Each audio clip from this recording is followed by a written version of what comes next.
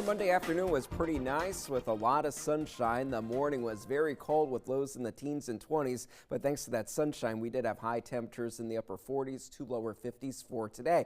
Right now, we are dealing with much colder conditions, though, for us once again, down to 35 degrees and overnight lows by tomorrow morning. For many of us, because of a clear sky and calming wind, we will be able to cool off down into the 20s for most locations. The one exception to being below freezing will be Hilton Head, right on the water, staying a little bit milder. But as far as the afternoon for our Tuesday, we will have an increase in cloud cover. Temperatures will quickly climb through the morning hours into the 40s with highs topping out in the upper 50s to lower 60s. We will have an increase in cloud cover, so late in the evening and overnight into our Wednesday, we will begin to see some shower chances build back in, and that will be ahead of a system that will move in for us mainly on Wednesday. So some scattered showers are expected for Wednesday with milder conditions setting up, but colder conditions set up again for Thursday with low temperatures down into the 20s and 30s with highs just in the 40s to 50s. But then by Friday and into the weekend, especially for Saturday and Sunday, temperatures will be back into the 60s,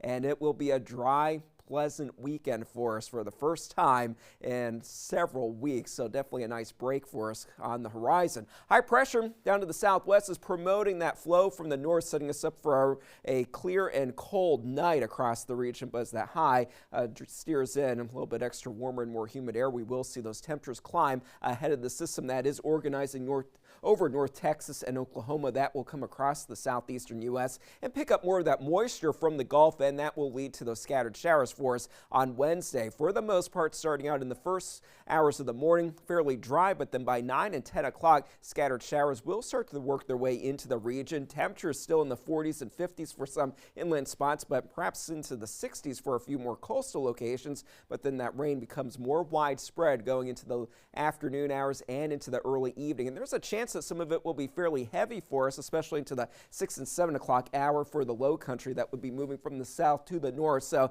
few patches of heavy rain certainly possible across the region, so definitely a beneficial soaking rain setting up for us on our Wednesday, but then drying out and cooling off again for Thursday. For tonight, 29 degrees for the low temperature, clear and cold with a very light breeze. And then for tomorrow, we will have a mix of clouds and sunshine. Definitely a milder day for us, upper 50s to lower 60s expected with a fairly decent breeze out of the southwest. 5 to 15 miles per hour. For the boaters, that wind won't be too bad. Out of the southwest in the afternoon at 10 knots, giving us seas right around 2 to 3 feet.